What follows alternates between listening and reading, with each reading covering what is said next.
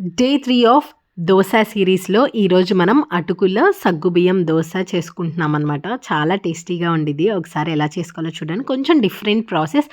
నార్మల్‌గా మనం మినపప్పు అండ్ అలాగే బియ్యం వేసుకుంటాము. ఇక్కడొచ్చేసరికి మినపప్పు, బియ్యం, సగ్గుబియ్యం, అటుకులు అండ్ అలాగే మెంతులు వేస్తాము. చాలా టేస్టీగా ఉండిద్ది అండ్ చాలా సాఫ్ట్‌గా చాలా వస్తాయి దోసాస్.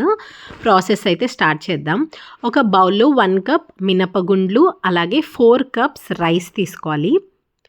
4 కప్స్ రైస్ తీసుకొని అలాగే 1 కప్ ఆఫ్ సగ్గుబియ్యం వేసుకోవాలి. మనం సగ్గుబియ్యం ఎక్కువ కూడా వేసుకోవచ్చు. బట్ అట్లు వేసేటప్పుడు ఏంటంటే చుట్టుకుంటాయి అన్నమాట. అందుకని చెప్పి సగ్గుబియ్యం కొంచెమే వేస్తున్నాను. అండ్ అలాగే పావు కప్పు మెంతులు వేసుకున్నాను. ఇక్కడ మీరు మెంతుల ఫ్లేవర్ నచ్చదు అనుకుంటే కావాలంటే తక్కువ క్వాంటిటీ అయినా వేసుకోవచ్చు. లేదంటే ఒక 1 ఆర్ 2 స్పూన్స్ అయినా వేసుకోవచ్చు. ఏం పర్లేదు.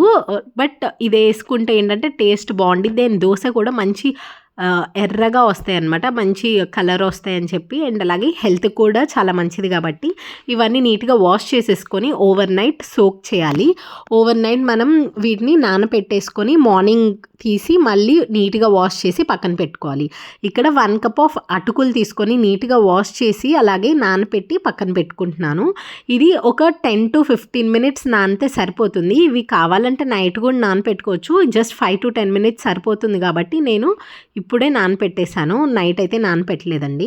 అండ్ అలాగే ఇప్పుడు ఒక మిక్సర్ జార్ తీసుకొని మనం ముందుగా నానపెట్టుకున్న మినపగుండ్లు, బియ్యం, మెంతులు, సగ్గుబియ్యం అండ్ అలాగే ఇది అటుకులు కూడా సగం వేసుకుంటున్నాను. ఎందుకంటే నాకు ఇక్కడ 2 రౌండ్స్ అవుతాయి అన్నమాట. ఒకేసారి మొత్తం పట్టదు కాబట్టి క్వాంటిటీ ఇట్లా చేసి అండ్ అలాగే వాటర్ వేసి మంచి స్మూత్ పేస్ట్ లాగా కలిపేసుకొని పక్కన పెట్టుకోవాలి మిక్సీ పట్టించుకొని.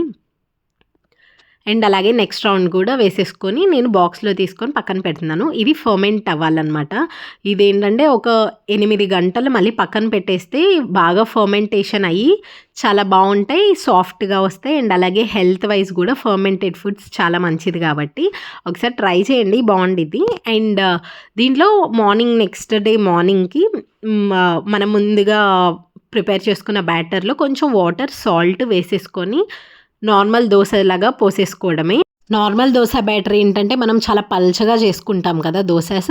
ఇవి మాత్రం కొంచెం మందంగానే వేసుకోవాలి. అప్పుడే మనకి సగ్గుబియ్యం వేసాం కాబట్టి కొంచెం మందంగా వేసుకుంటేనే మనకి దోసాస్ బాగా వస్తాయి. ఒకసారి ట్రై చేయండి. డిఫరెంట్ దోశ చాలా డిఫరెంట్గా బాగుండిద్ది. Thanks for watching. Please subscribe. See you in day 4 of dosa series.